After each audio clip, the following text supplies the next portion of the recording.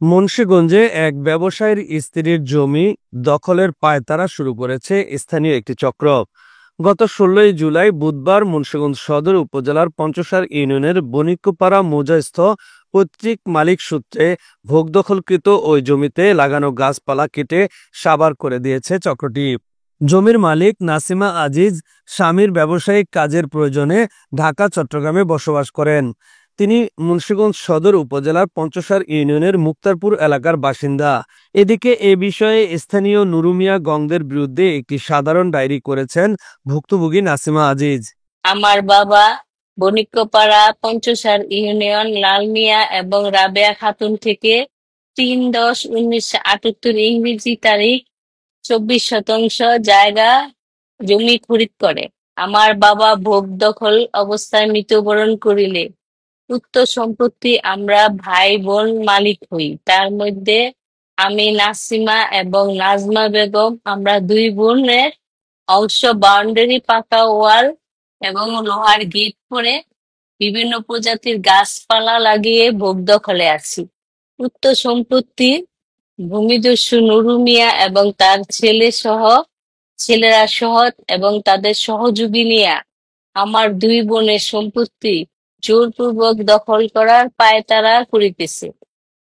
বিভিন্ন সময় আমার গাছপালা চুরি করে নিয়ে যায়, ভাঙচুর করে ক্ষতিগ্রস্ত হতে এতে আমি আর্থিক ক্ষতিগ্রস্ত হই। এখন আমি প্রশাসনের কাছে ন্যায় বিচার চাই।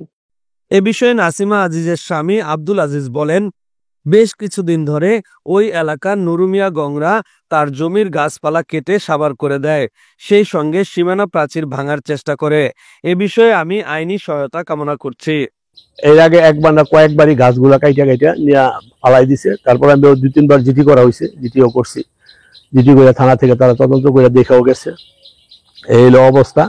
এটা হইলো ভূমিদস্যু, মানে ও এই এলাকার ভিতরে প্রত্যেকটা মানুষের জমিনের ভিতরে গিয়া নানান ধরনের চলচাতর করে জায়গা পামু, আসলে জায়গা পাবেন। ওর বাবা মা জায়গা বিক্রি করছে আপনার ১৯৭৮ সনে আপনার ২৪ শতাংশ জায়গা মাইপে আমরা বুঝ পাইছি হইল ১৯ শতাংশ।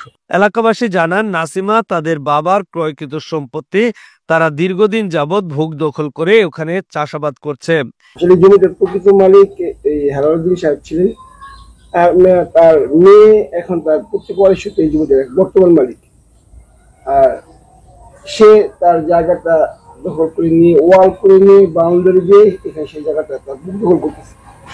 এখন যদি কোনো লোক আসে যে এই জায়গা আমাদের, সেটা তো মুখে বললে হবে না, কাগজপত্র থাকতে হবে। আর এই যে গাছ লাগাইছে এখানে দেখেন, এই লোকটা গাছ লাগাইছে ফলজ গাছ একটা মানুষ একটা জমিতে লাগাইছে, এটা মানুষের খাইবো, হ্যাঁও খাইবো, সবাই খাইতে পারে। এই গাছ কাটা তো ঠিক হয়নি। মুন্সিগঞ্জ সদর থানার ভারপ্রাপ্ত কর্মকর্তা ওসি সাইফুল ইসলাম বলেন, এ বিষয়ে অভিযোগ পেয়েছি, তদন্ত সাপেক্ষে আইনগত ব্যবস্থা নেওয়া হবে। Mohammad Jahangir Alam, news 71.tv, Munshiganj.